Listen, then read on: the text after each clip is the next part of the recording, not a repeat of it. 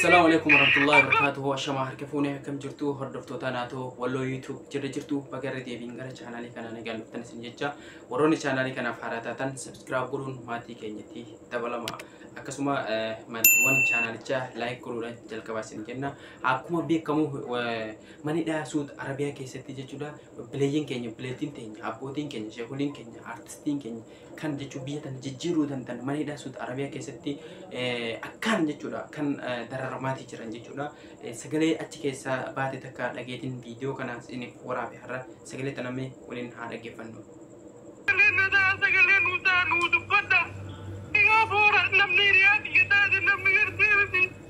ajaa'iba sagaleen jechuudha baay'ee takka miira keessa kanaafuu jechuudha nuti maal godhuu akkasumas mootummaan biyya Itoophiyaa jiru jechuudha kan biyyattii tana bushaa jirulleen maal godhuu qaba kan jedhu jechuudha kan haga tokko jechuudha kan waliin ilaalu ta'a haga dhuma sagantaa kanatti nafaan turaa isin jedha akkasuma jechuudha ni beektan eenyumtuu ni beektan gaafa turaadhaa san jechuudha ummanni keenya mana hidhaa keessatti kan dararamaati jiran amma lama ol sadii ol kan mana hidhaa kan keessatti dararamaati jiran jechuudha akkasuma jechuudha gaafa turaadhaa san sagalee taanee fi akka ajaa'ibatti sagalee taanee fi jechuudha beekamtii jechuudha karaa dhimmi ilaallatuun jechuudha namoonni beekamtii gurguddoo qaban jechuudha waa'ee kanarratti kan sagalee taanee fi ummataaf gadi bahanii dubbatan kan mana hidhaa kan keessa jiraniif jechuudha amma laakiin akka duraa sanii miti baay'ee takka duubatti hafameeti jira mana hidhaa keessatti namni rakkataatii jira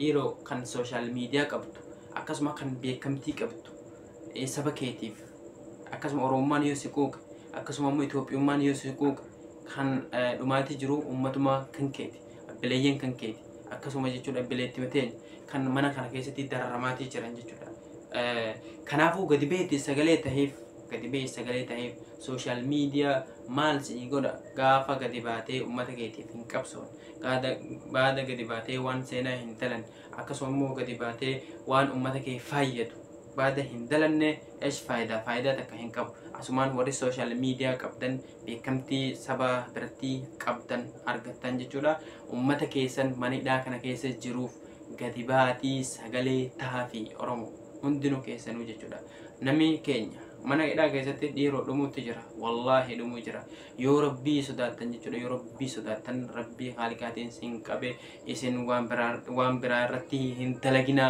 nuti mana ida keessatti dhumuu jirra akkamitti yaa abbaa kiyya yaa ummaa kiyya yoo sagalee kiyya kan dhageessute kan sibira gahute akkasuma yaa ibleessa kiyya jechuudha adeera kiyya fira kiyya yoo sagaleen tiyya tuni kan sibira geessu ta'e jechuudha yoo dhageesse sagalee naaf ta'e rabbitti si kennee sagalee nuuf ta'e akkas jiru jiran jechuudha dhugaa dubbachuudhaaf waan nama ajaa'ibu jechuudha waan nama ajaa'ibu namni mana hidhaa kana keessatti baay'ee takka rakkataatee jira fiistaala gurraacha uffatanii fiistaala gurraacha nuti immoo asitti jechuudha akka feenetti jiraanne kan mana hidhaa kana keessa hin jirre sagalee ta'uufiin maaliif nurratti ulfaata waa'ee gandummaarraa kan haasaatii jiru waa'ee jechuudha gandummaadhaan wal qoodu waa'ee siyaasaa utuma jiru siyaasaaleen haasa'uun adiidha haasamuuti akkasuma kan gandummaa kun yoo maaliif akkatti baay'ate maaliif akkatti heddate jechuudha wal qoodutti jira oromoon kutaan 11 jechuudha adda baasee keessaa gara social media tiktokii kana jechuudha baay'ee takka oromoon kan adda wal baasaatii jiru jechuudha kanarratti dhiiftanii ummata keessan kan mana hidhaa kana keessa jiran gadi baatanii sagalee taatanii fi kanatu bareedaa ture dhiiroo sagalee san jechuudha silaa hundumti keessanuu namni hin dhageenye yoo jiraate jechuudha haa dhagahaniiti mana hidhaa kana keessatti namni baay'ee takka kan dararamaatee jiru bileeyyen keenya gadi baate sagalee taafi warri beekamtii saba jechuudha saba kana biratti beekamtii gurguddaa argatan beekamtii qabdan jechuudha abbaa fedhee haa ta'uti jechuudha abbaa fedhee haa ta'uti gadi beeti ummata kan kee lammii kan kee biyya Saudi Arabiyaa mana hidhaa keessatti amata 2 ol 3 ol kan dararamaatee jiran ka daabboo furumaa takka jechuudha daabboo habbaa takka khubzi habbaa takka akkasuma immoo bishaan waan xiqqoo akka hin duuneef jechuudha kan bilaa huccuu warqaa uffatanii kan rafan jechuudha kanaaf gadi beeti sagalee ta'e maal goota baada urgaa kana ummata akkatti dararamaati jiru kanaaf baada sagaleen taane takka atilleen faayidaa hin qabdu jechuudha. Nuti haga dandeenyu sagalee waliif ta'uudha. Akkasumas amantaa qabdaniin immoo amantaa kamiyyuu haa ta'uti kan muslimaatis kan kiristaanaatis kan waaqeffataatis hundinuu jechuudha. Amantaa qabdaniin rabbii keessan kadhadha. Ka muslimaa keessattuu ka muslimaadha amantaa keessaniin kadhadhaatti rabbii tokkichitti bu'aati. Ummanni keenya kan mana hidhaa keessatti dararamaati jiru jechuudha. Nama 15,500 kaamiti bar ni beektami kana garuu nama kumaatamaan lakkaa'amutu mana hidhaa kana keessa jira. Nama kuma hammanaaf ajaa'amu malee dhibba hammanaa miti. Ka magaalaa takka ka magaalaa meeqa Saudi Arabiyaan akkuma beektan guddoodhaa miti.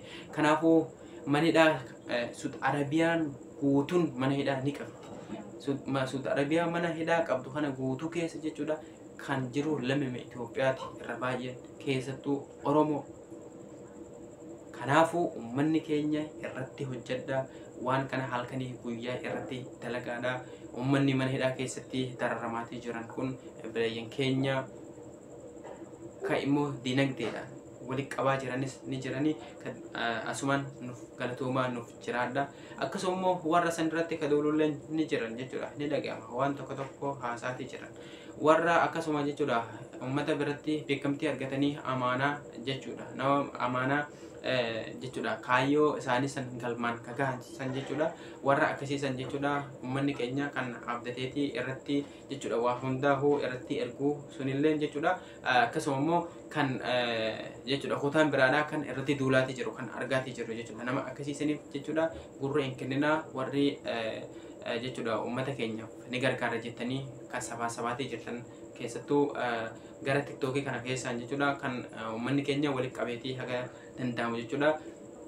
Warri jechuudha waraqaa eeyyamtiidha jechuudha eeyyamaa qaban jechuudha bira dhaqaniitii uummata kana haga tokko gargaaruu ni danda'an jechuudha. Gargaarsi isaanii garuu jechuudha waan takka hin gootu xiqqoodha.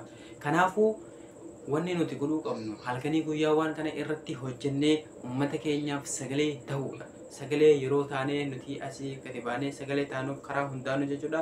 Waan namni hundinuu irratti gadi bahee irratti haasa'ama. Akkasuma immoo mootummaan Itoophiyaatillee kan amma zim jedheetii jechuudha waa'ee misoomaa kan haasa'aati jiru jechuudha.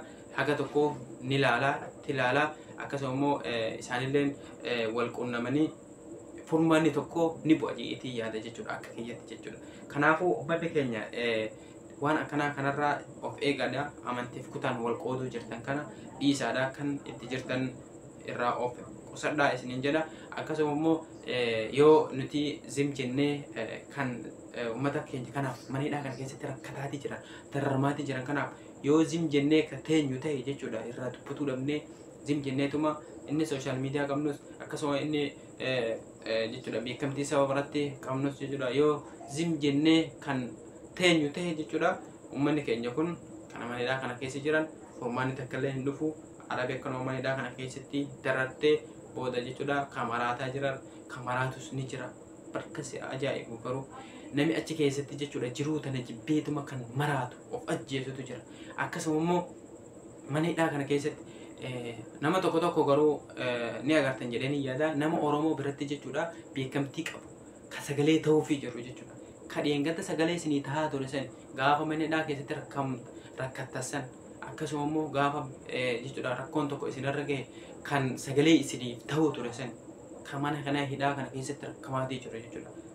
Ijoollee baay'eedha ijoolleen Saudi Arabiyaa keessaa kan uummata keenyaaf sagalee taatii turan akkasuma immoo beekamtii saba biratti qaban har'a mana hidhaa kana keessa jiran mana hidhaa Saudi Arabiyaa kana keessa jiran gaafa isin immoo sagalee ta'uu dhabdanii isaan achii ba'an san jechuudha gaafa hamma ta'an jechuudha haga ta'an ta'aniituma gadi bahuu ni danda'an jechuudha. Inshaallah rabbiin haa baasuuti gaafsan jechuudha isaanillee hamileen ni cabaa isinillee jechuudha of eeggafattan jechuudha gaafsan.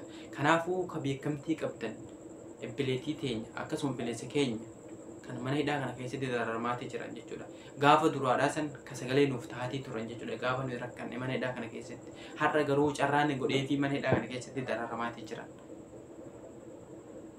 Har'a viidiyoon kiyya jechuudha waa'ee mana hidhaa irraa waan takka illee hin qabatu waa'ee mana hidhaa kana Saudi Arabiyaa kana keessatti ummanni keenya rakkamaati jiru kana zim hin jedhina. Amantaa kamiin yaa Rabbi ja'a rakkoo baqannee biyyaa baane rakkoonis nu jaluma baqatte nu jalaa hin hafne garuu ajaa'iba mana hidhaa keessatti illee dararamna jechuudha. Kuni carraa akkanaa namaan hin gahini Rabbi isin hin gahini akkasuma keessattuu ijoollee biyya keessa jirtan karaa jirtan bakkuma jirtan dalagadda karaa Saudi Arabiyaa hin deemina. Saudi Arabiyaa keessatti namni kunoo akkuma agartan kana dararamaati jedha. Namni keenya sin dhaqu ittuma wal guura dhiisaa karaa hin deemina.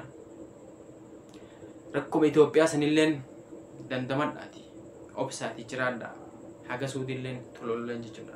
Suudiin yoo deemte huduuda irratti nama dhaan akkasuma immoo mana hidhaa kana keessatti akka ta'e dararamaati jiran. Kanaafuu kan biyya keessa jirtan Saudi Arabiyaa irraa of qusadhaa isiniin jedha. Egaa jechuudha haga dandeenyu nutilleen waa takka fiduu dadhabnulleen jechuudha. Waan faayidaa qabulleen haga tokko hojjetu jechuudha kan yaaduudha. Ammalleen jechuudha waa'ee saba kiyya biratti fudhatama qabu tokko akkasuma waan saba fayyada akkasuma kan sagalee jechuudha rakkataafis akkasuma jechuudha nuti hundi keenya rakkataadha. Nama sagalee nuuf ta'uu barbaanna jechuudha. Kanaafuu haga dandeenyu bakka jirrutti wal quba qabaatuudha wal jabeeffatuudha kanuma isiniin jedha. Viidiyoon kiyya waa'ee har'a mana hidhaa kana keessatti uummata keenya biratti teenya kan dararamaati jiran kanaati. Kanaafuu amantii qabdaniin du'aa godhaa fi isiniin jedha. Viidiyoo biraatiin hanga walitti deebinutti nagaan jiraadhaa. Turtii gaarii subscribe godhaa. Akkasuma gara TikTokiitiin naatoo walloo jettan argatuu ni dandeessu. Anilleen chaanaala kana reefuu banee akkasuma jechuudha waa'ee hedduu akkasuma kan irratti dalaguuf teenyu ta'a. Ijoollee qeerroo fi qarree keessummaa adda addaa kan qabadhee isiniif dhufu ta'a. Kanaafuu subscribe godhaa. Na jajjabeessaa isiniin jedha. Kana jajjabeessaa jirtanis guddaa naaf galatooma. Nagaan naaf jiraadhaa. Turtii gaarii. يا ربي جبا هندسي كبان الراغوتي وانو ديبا